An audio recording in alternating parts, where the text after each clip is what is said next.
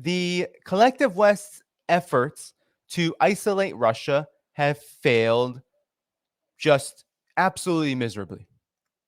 The collective West, I repeat, has failed to isolate Russia. And what do I mean by that? Well, what has been the goal of the Ukraine proxy war from the beginning? It has been to isolate and inevitably commit and conduct regime change on the Russian Federation.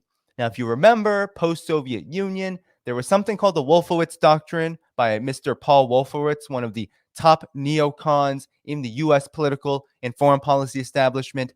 And in that document, what did Paul Wolfowitz say? He said, well, we need to prevent anything like the Soviet Union from forming again, which means we need to make sure that Russia, as it stands today, no matter how weak it is, must remain weak, must remain fragmented. And this goes for every single country on the planet that, quote unquote, threatens the project for a new American century, which would be launched not more than a half decade or so later. So that was the plan for Russia all along. It wasn't just because Putin came in and started to change things, which he did.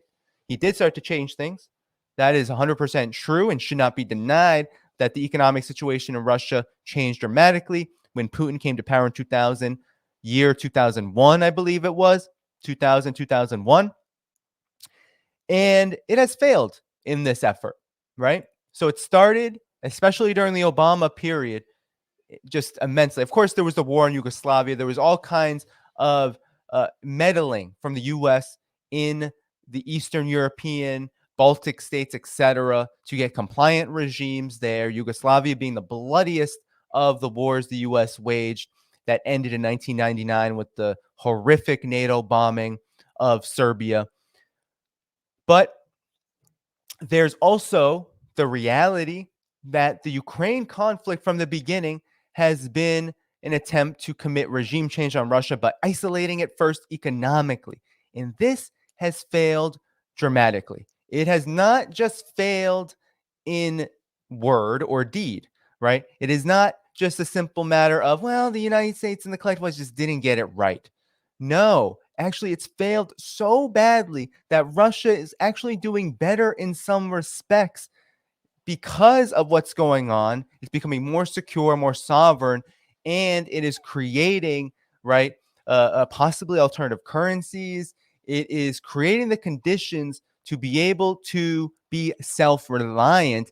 That is very scary when it comes to U.S. hegemony in the collective West. And Russia is doing it, right? And that has been the story. So Russia has thousands of sanctions that have been placed on it by the EU and the United States, really spanning on everything. Everything has been up for grabs in terms of sanctions when it comes to this Ukraine proxy war on Russia. So not only is Russia the most sanctioned country in the world, but it lost 300 billion, I believe it was, of US dollar reserves, literally stolen. Assets were literally stolen from Russia. And now European countries that participated in this looting say, we can't find it. That is the situation. But yet Russia, despite, can you imagine, thousands of sanctions, all of that money, poof, that assets gone. And yet Russia's ruble is doing better than it was before the conflict. And Russia is creating a foundation of stability. So Sergei Lavrov actually just chaired the United Nations Security Council, and it got a lot of fanfare, okay? And he, of course, Russia was dragged in the Western media as being absolutely unfit for this. And of course, there are always calls to remove Russia from the Security Council by the chicken hawks in Washington and Europe and Ukraine, the Ukraine vassals as well.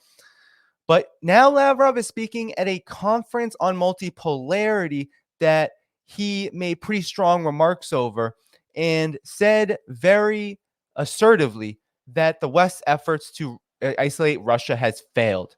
The top diplomat says that nations that comprise of 85% of the world's population are refusing to take part in anti-Russia policy. So what he means is that the sanctions on Russia, while damaging indeed these sanctions are not good for Russia, but only the collective West is participating in them, meaning that Russia is not alone. Russia has plenty of friends. They're in Africa, they're in Latin America, they're certainly in Asia, with China being its top partner. So Russia is not alone here. And Lavrov is saying, yeah, that's the reality. The West has failed to isolate Russia, with the majority of the world still interested in maintaining good relations with Moscow, said Sergei Lavrov, the foreign minister of Russia. He argued the trend toward multipolarity is irreversible, whether colonial powers, former or existing, like it or not.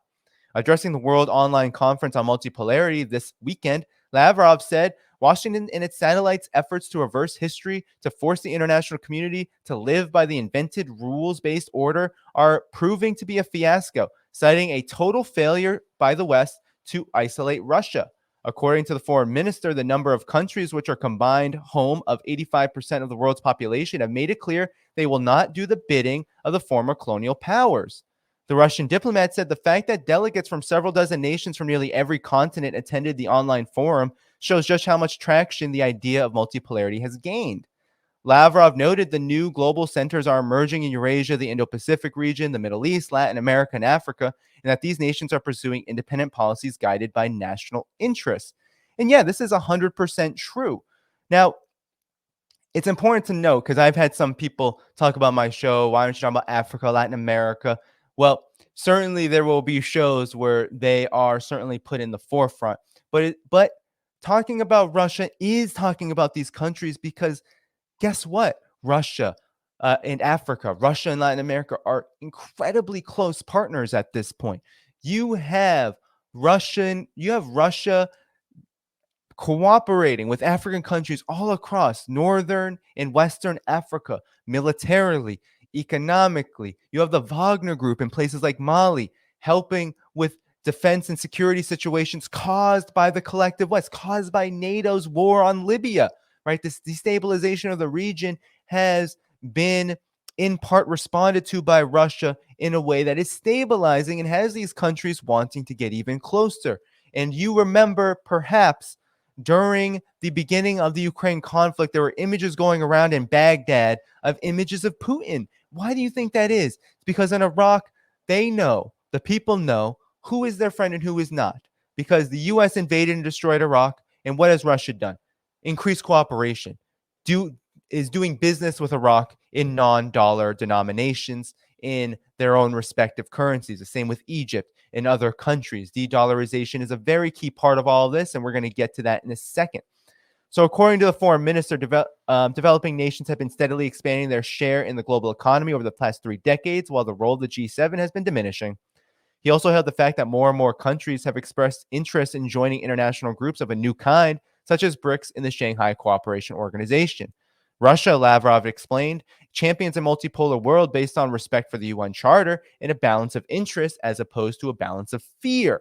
A balance of interest as opposed to a balance of fear, meaning that how does the US and the collective West do business with developing countries in Africa, Latin America, and Asia? It says, be very afraid, because if you don't do what we say, we will sanction you. We will overthrow your governments. We will create opposition groups to destroy your country and destabilize it economically, socially, politically, culturally. We will then invade you and bomb you, drone strike you. We will do everything we can. We will escalate the conflict every way we can, so you have a balance of fear. While Russia operates on the balance of interest. We have something you might want. You have something we want. Will you do business with us? That's how Russia operates on the world stage. And that's how it operated with Ukraine for a very long time. I don't want to hear from naysayers, oh, well, Russia's just invading Ukraine right now. Well, Russia was a party to the Minsk Accords and upheld its agreement. It upheld its part of that agreement. Guess who didn't? Ukraine and the Western mediating powers, France, Germany, etc. They did not. What did they do? They militarized Ukraine, threatened Russia, while also destroying Lugansk, Donetsk, and the Donbass republics. That's what they did. President Vladimir Putin said on Friday that Moscow will not abide by the so-called rules invented and imposed by certain countries, aka the US and the collective West. Also on Friday, while addressing members of the Shanghai Cooperation Organization, Defense Minister Sergei Shoigu claimed that the West is putting unprecedented pressure on independent countries to pit them against Russia and China and undermines the rise of a multipolar world. On Monday, Lavrov called for the expansion of Asian, African, and Latin American representation in the UN Security Council, arguing that the West is overrepresented in the body. So, touche. Well, the collective West likes to say, oh, well, actually, Russia it should not be a part of it because look at the human rights violations and look at the Ukraine conflict.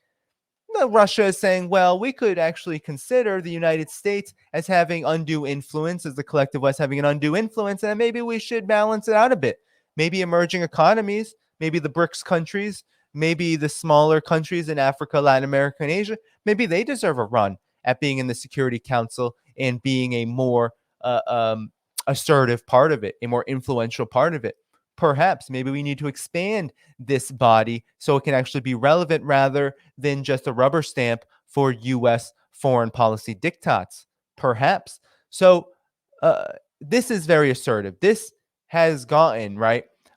Even 10 years ago, even during the beginning of the US Russia row, where the US was encircling through NATO Russia during the Obama era, there was a lot more conciliatory talk. No more. Russia's not being bullied anymore. And it's saying, we got the global South behind us, and we can circumvent your sanctions and your military provocations through friendship.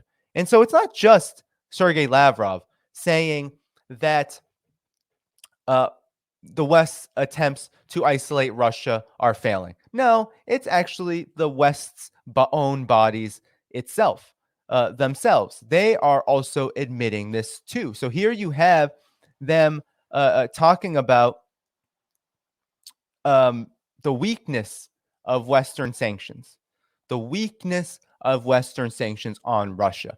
These sanctions have not worked. I played for you a video not too long ago from Janet Yellen on Fareed Zakaria's show. What did she say? Oh, yeah, well, sanctions do potentially undermine the hegemony of the dollar because countries like Russia, Iran, China, they want to do business in their own currencies because they are being isolated from the global economy. Well, that's just a natural response. And she said it so flippantly.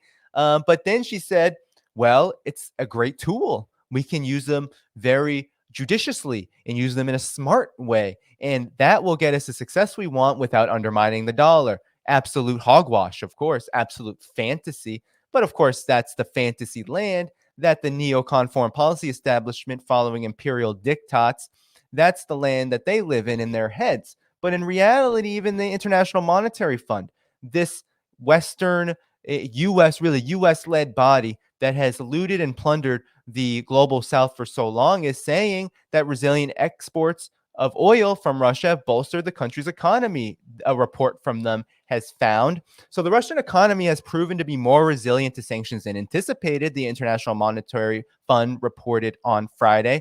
According to the IMF, Moscow has managed to redirect its energy exports from sanctioning to non-sanctioning countries and saw its oil and gas revenues hit record highs last year, driven by soaring energy prices. This helped the Russian economy bounce back strongly in the third and fourth quarters of last year, 2022, limiting the overall drop in output to 2.1%, the IMF wrote in its latest regional report.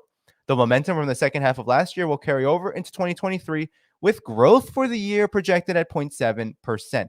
So you have Russia experiencing positive growth in its key areas of its economy, despite massive sanctions from the biggest economies in the world.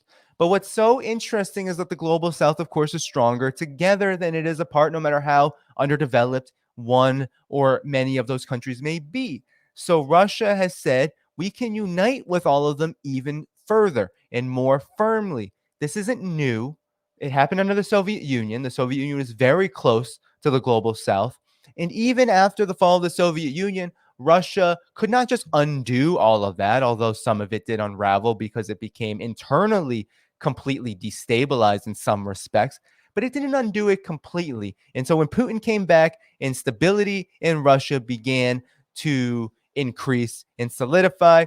Well, these ties were always going to be in the making because it only makes sense. Russia's in even though it's not technically quote unquote South geographically, it is a global South country economically, politically, in the sense that it does not belong to the West. It does not belong to the West. It never did.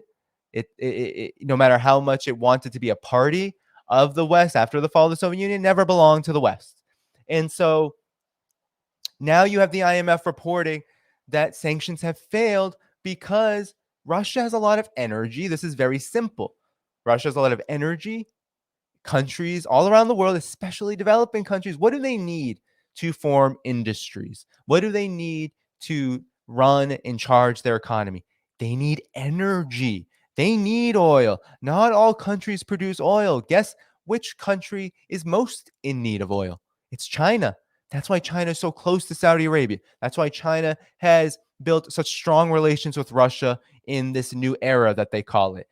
These comprehensive strategic partnerships with these energy producers, Iran, another one. It's because they want a diverse portfolio of energy producers to help them, to help China run its industrial, what they call socialist market economy. It's socialism with Chinese characteristics.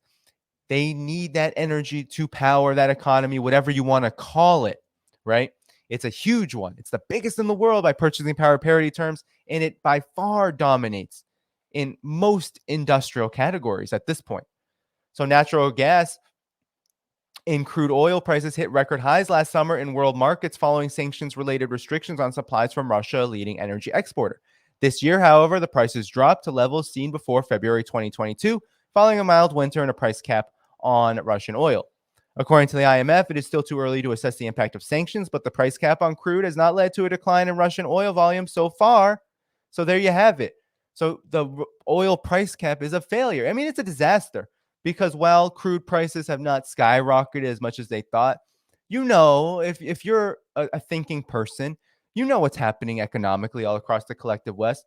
Reports from Germany, there's so much optimism when inflation goes down 0.2% to be 7.1% increase year on year, right? That's optimism for Europe. That's really bad. It's really bad for average prices. And it's higher than the average price, 7.1%. It's underestimates, but it's really bad when European countries, especially the major powerhouses like Germany, are celebrating 0.2% decreases in inflation when they've already increased 7, 8, 9% year on year in the consumer price index. It's not good. It's a really bad situation. And the sanctions have caused that by raising the price of oil, thereby cascading into everything that oil is needed to produce. It is a cascade effect. In capital, big capital, they're saying, well, we can even profit more from this. So we're going to go even beyond the general inflation numbers. And yeah, you can go buy $12 eggs. You can go buy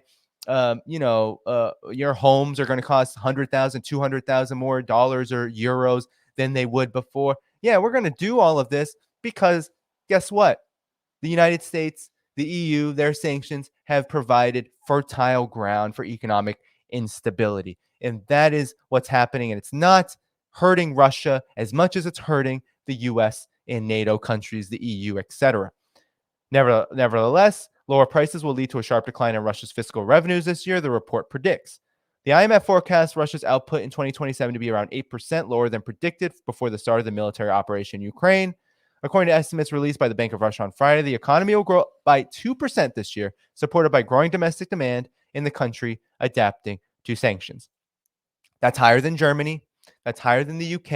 And it's probably going to be higher than the US, although I never believe the US's number in terms of GDP. I truly believe the US has been zero growth for quite some time. And all this 2%, 3% year on year is all just window dressing, right? In an increasingly financialized economy. So the collective West is in real big trouble. And Russia has been able to curb the storm. And so that's incredibly important because there's more to this, all right? It's not just that they've beat back sanctions. We have to understand the how. And so a big part of the how is, of course, trading in your most resource-rich commodity in places where they'll actually take it. So China, right? At the African continent, West Asia, the Middle East, Latin America, right? Increasing oil expenditures, right? It's happened with Cuba and Russia. It's happened with China and Russia. Oil trade, natural gas trade has boomed in these countries, and Russia has been a big part of that. But it also has to do with de-dollarization. We talk about that a lot in this program, de-dollarization. So the dollars were taken from Russia. They took them. The assets, Russia's dollar reserves and the assets associated were stolen and plundered by the US and its European countries that were holding the reserves in their banks, essentially. And CGTN wrote this. And so when you see Chinese media talking about de-dollarization in this way, you best believe it is a really a real phenomenon, right? Because Chinese media does not talk about anything that it doesn't take seriously. If you know anything about Chinese media, whatever you think about it, and of course you can think what you will, that's your right. But Chinese media tends to only talk about things that are happening, actually happening, and it only talks about things that are serious. It doesn't get into allegedly, it doesn't get into maybe, doesn't get into, oh, what's going to happen. No, it mostly talks about what is happening. And de-dollarization is the trend here. So de-dollarization has been very important for Russia. And Russia is in many ways the leader in this. I would say China is also a leader in this, if not just as much of a leader, because the yuan tends to be the currency that a lot of these global south countries, including Russia, wants to leverage for de-dollarization efforts and mechanisms. But Russia has been spearheading it in many ways the most because it's existential for Russia. Russia needs to do this and it needs to do it fast. That's why you have people like Mr. Glaziev and others close to Russia's economic team trying to figure out how to do this, how to figure out how to do this soon. And it has led to all kinds of really interesting developments. So, de-dollarization, a growing trend as anti-greenback drive intensifies. So de-dollarization has become a buzzword in recent weeks as economists, international media outlets, and business leaders have taken note of the slump of the greenback in its share of trade and foreign reserves, a development that's particularly marked at a time when Washington's weaponization of the currency has alienated many of its users.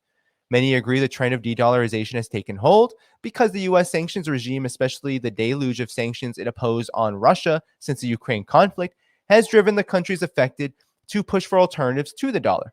Meanwhile, a growing number of countries, including U.S. allies, have been calling for a check on dollar hegemony. Every night I ask myself, said Brazilian President Lula da Silva in his impassioned speech during his trip to China earlier this month, he asks himself why all countries have to base their trade on the dollar. Why can't we do trade on our own currencies? He added. Who was it that decided the dollar was the currency after the disappearance of the gold standard? So it was really the Nixon administration. So, I mean, Bretton Woods created the foundation for this, right? After World War II, the Bretton Woods Conference was a meeting with the US and all of these European leaders, and Europe was in tatters, and the US said, hey, we can be the ones to bail you out, but it means that the dollar has to take prime significance. It has to become the foreign reserve currency of the world, the primary foreign reserve currency of the world. Will you do it? European countries said, yes, we'll be your junior partner. We will be your vassal. This should help us because, you know, World War II ruined us. And thanks for watching that for so long. We really appreciate it. Of course, I'm being sarcastic there. But and then, of course, in the early 1970s, the gold standard was dropped and the dollar became really a fiat currency, completely financialized. And dollar domination only intensified because, in a lot of ways, the US became even more hegemonic, even as its economy began to sputter. And that's a really interesting contradiction that not many people talk about. Is that around the 1970s, US industrial output, its share of the economy, actually started to descend. It's one of the reasons why the US was so desperate to normalize with China, because China is a huge economy. It didn't want it in the Soviet sphere, and it needed Chinese low-wage labor to help repower a flailing industrial economy because of Vietnam. There was a lot of contradictions, the oil crisis, you name it, that was on the way.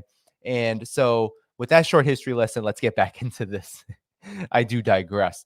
Reflecting concerns shared by countries from Southeast Asia to Europe, Lula's comments were followed by President French President Emmanuel Macron's sweeping rebuff to Europe's dependence on the US dollar. The extraterritoriality of the US dollar needs to be resisted, Macron said when he made a visit to China. The growing calls for de-dollarization have come against the backdrop of a markedly sharp decline in the dollar's market share. De-dollarization is real and is happening, says economist Peter St. Onge in a video post on Twitter. Dollar share went from 73% in 2001 to 55% in 2020, went from 55% in 20 to 47% since the sanctions were launched on Russia, and now de-dollarization is happening 10 times faster than the previous 2 decades. The dollar suffered a stunning collapse in 2022 in its market share as a reserve currency, presumably due to its muscular use of sanctions, said Stephen Jen, CEO of Eurizon SLJ Capital Ltd, and his colleague Joanna Ferrer wrote in a note. Exceptional actions taken by the U.S. and its allies against Russia have startled large reserve holding countries. You know which is the biggest of these? Saudi Arabia, the petrodollar. Saudi Arabia relies on the dollar a lot for its energy trade and investment. And Saudi Arabia is saying, hey, China, why don't we trade oil in your currency? Hey, Russia, how about we get closer so that we can circumvent these sanctions and help create a cost environment that the cost of oil environment that is beneficial to all of us, meaning higher prices, because that's what Saudi Arabia wants. That's what Russia wants. That's why Biden and U.S. administrations for decades now have been going to Saudi Arabia saying, lower the oil prices when we tell you to. And why is that? Because it helps the U.S. and it helps the dollar. It helps stabilize it. But now Saudi Arabia is singing a different tune, getting closer to China, the China Arab Summit earlier last year. And then you, of course, have the remarkable brokering of peace between Saudi Arabia and Iran, and now the end of the Yemen war. And you have all of these developments happening as China and Saudi Arabia's cooperation intensifies and elevates to the point that really spells the doom of U.S. hegemony in the Middle East, but not just the Middle East, and everywhere. So with the dollar's dominance, while the dollar's dominance won't be challenged in the short term, developing countries' ability to divest from the currency is not preordained, and there's a possible future where countries other than the dollar, other than the U.S., will actively shun from using the dollar. Jen and Ferrari wrote. So you have these economists, you have world leaders, you have people all around the world, right? Experts talking about de-dollarization in a very real way. And this has only helped Russia because there's many elements to that. There's many elements to why that helps Russia. For one, de-dollarization just as a concept politically, having it become on the order of the day, having it be thrust into the political situation worldwide, having it be more of interest from countries all around the world, means that sanctioned Russia can operate even more easily on the world stage. That's why Lavrov said, hey, look, 85% of countries actually like us and want to trade with us. Well, a lot of that has to do with currency. If you're not talking currency with trade, then you're not really talking about trade. And so that's what Sergei Lavrov is really referring to. And that's why de-dollarization is so important. And then, of course, there's the nuts and bolts. Yes, Russia is looking to trade, and it actually is doing so with countries Latin America and Asia, especially China, is doing so in its own currency. You have Russia and India, for example, trading in rupees, the Indian currency. So this is happening, and it's happening pretty rapidly. And soon the BRICS summit, Brazil, Russia, India, China, South Africa, and the 19 plus countries that want to join BRICS eventually. There will be discussion on that in August in Cape Town, South Africa, meaning that this discussion of expanding BRICS is also going to include how do we get this new development bank, BRICS Development Bank, up to speed, and how do we begin to facilitate the process of de-dollarization in very concrete terms, not just bypassing the dollar and bilateral ties, but how do we make a multilateral mechanism out of BRICS, an institutional mechanism that will create an independent currency? Will it be the yuan? pegged to the commodities of these resource-rich countries? Will it be a new currency altogether that takes into account the purchasing power parity of all of these currencies pegged to their respective commodities? It will be very interesting to see what happens, but it is going to happen eventually. And it'll be very interesting to note whether it happens or begins to happen during this conference. We know that Russia is very keen on getting this ready as soon as possible. Okay. That is the reality of the situation. De-dollarization is a big reason why the US and the collective West, its vassals in the collective West, its NATO vassals, cannot really isolate Russia economically, is because there are more countries willing to talk about de-dollarization. Even Europe, even France, a lot of these countries are going to have to go this way as well, because the economic situation is only going to be more turbulent as the dollar is weaponized further and further to undermine the sovereignty and integrity of countries in the global south. We live in an era where the US and the collective West cannot be self-reliant. They have globalized the world. They are the agents of globalization. And there are some benefits to that worldwide. And there's a lot of drawbacks when it comes to the US and the West's leadership over it, meaning that it is a globalization of imperialism. It's a globalization of hegemony. It's a globalization of usurpation, of plunder, of looting, of neo-colonialism. That's what globalization is as of right now. That's why you're China and Russia. When they talk about globalization, they're talking about something completely different. They're talking about a multilateral, multipolar world order where countries work together mutually, cooperatively to meet each other's interests, and where sovereignty is very much a part of that equation, if not the most important part. So this effort to bring about de-dollarization is all part of this larger political trend that Russia is in large part spearheading and benefiting from already. And so this world is different than what you hear in CNN, MSNBC, Fox News, wherever you're listening to your corporate media, New York Times. They are speaking from the lens of the neocons, from the lens in the brains of these foreign policy so-called experts who believe that the only route forward in the world is US domination. Well, the world is actually already has changed, and US domination is becoming a thing of the past. And Russia bypassing these sanctions, being able to withstand this NATO encirclement, and now this proxy war in Ukraine is an incredible indicator that this world order cannot be shaken by US imperial diktats anymore. And the rise of China, and of course, these multilateral and multipolar initiatives that both of these countries lead, is only going to benefit further the smaller countries of the world who matter just as much. The African nations like Ethiopia and Eritrea and Zimbabwe to the south, and South Africa, from bigger countries like India. We can go on and on and on, right? About all of the countries that stand to benefit: Venezuela, Cuba, all these countries, Syria, right? Iran, all of these countries stand to benefit from all of this, and they're benefiting right now. That's why you have Argentina, Brazil talking about de-dollarization, joining Argentina joining BRICS. You have Turkey, right, getting incredibly close to both Russia and China. Saudi Arabia, foregone conclusion at this point about where Saudi Arabia stands, and it stands pretty firmly in the we're going to ensure that Russia and China are strong partners for the years and decades to come, so long as Saudi Arabia exists as a regime, right?